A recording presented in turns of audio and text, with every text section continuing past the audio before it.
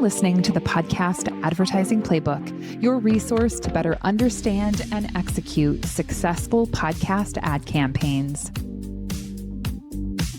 Hello and welcome to the Podcast Advertising Playbook. I'm your host, Heather Osgood, and today's episode is, just a little funny. I'm not typically someone for over-the-top pop culture or anything like that, but I am a fan of Love is Blind. If you're not familiar with Love is Blind, it is the hit Netflix series that has been around for many years.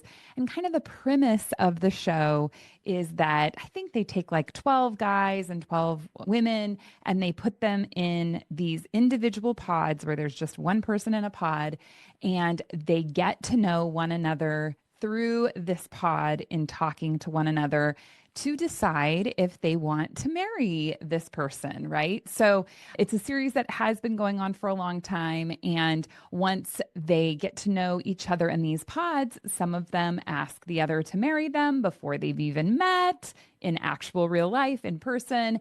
Then they go through an engagement period. And at the end, they can decide if they really do want to get married or if they want to end the relationship. So I just finished watching the latest series and it was a lot of fun. And on one of my morning walks, I thought, Love is Blind is kind of like podcast advertising. And I think it would be really fun to do an episode where I talk about how Love is Blind is like podcast advertising. So here we go. The first thing is that sometimes advertisers get into podcast advertising blind, just like in the show where these people have no idea who the other person is. Sometimes advertisers come into a situation, they really don't know anything about podcast advertising. They really haven't done any research, and maybe they really like a podcast host, or maybe they've got a friend that hosts a show and they're like, hey, I'm just going to go ahead and buy some ads.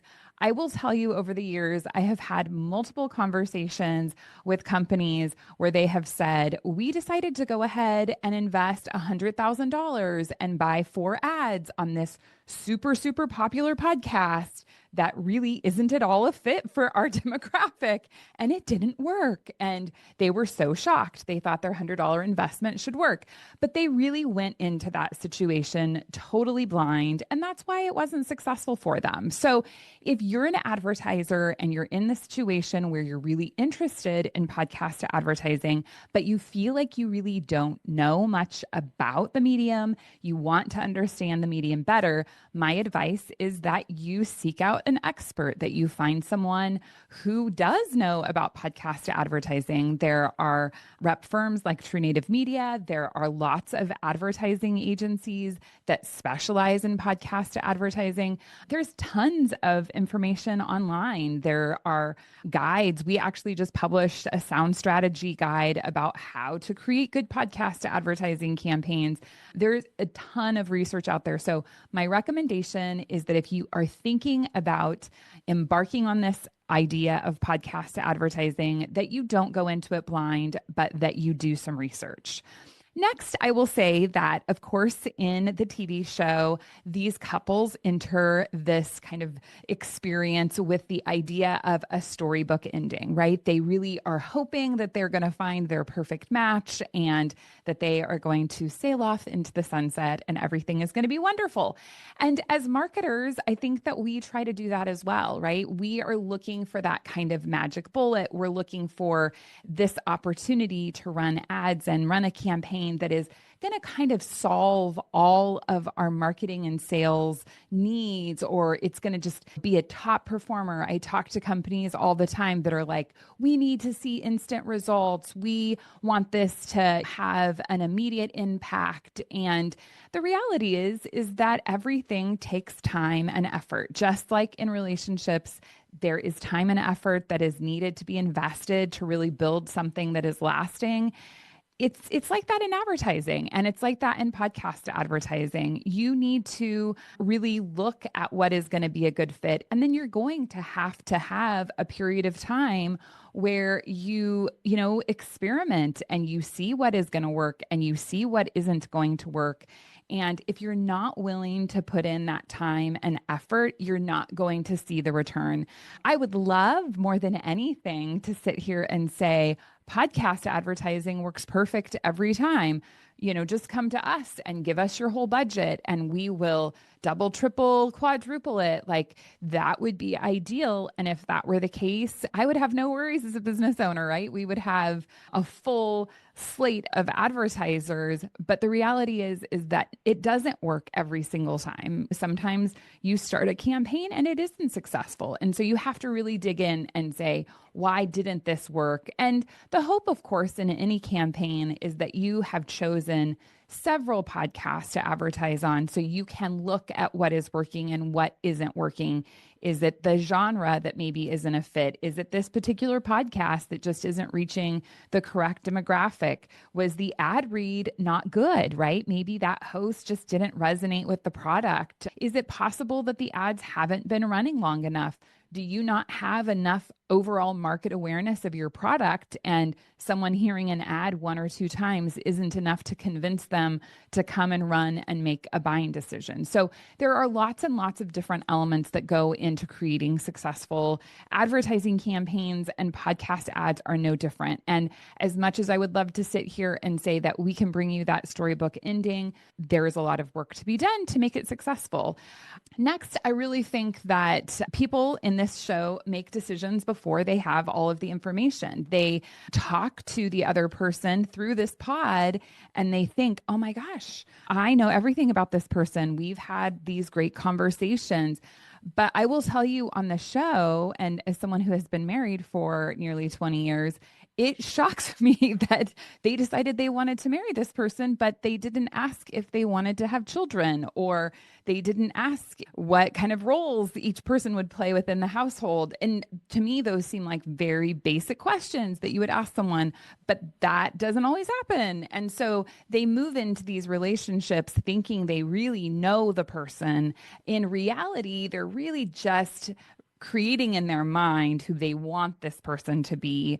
And the way that I see that really relating to podcast advertising is that there's a reason that people date before they get married. And it's because you do need to get to know someone before you're willing to make a long-term commitment to them. And when you think about podcast advertising, you should take that same approach. You should create a test campaign before you commit to a long-term partnership. The reason that we create test campaigns is because we want to see what's actually going to work. Is this show going to resonate with the audience that I'm trying to target to purchase my product? Is this host going to be a good fit to talk about my product, right? There is testing that has to go on.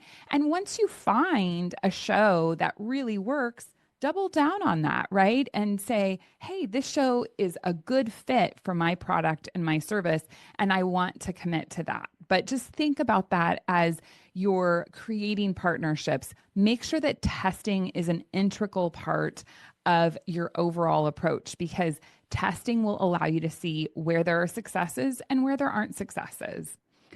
Next, I feel like on the show, I have observed that everybody has a different style. And on this most recent episode, there was a couple that just cracked me up because the guy in the relationship was very neat and tidy. He wanted everything to be where it should be. And the woman was not all that interested in making it neat and tidy. And she preferred everything to be a little loose and all over the place. And everybody does have a different style in life.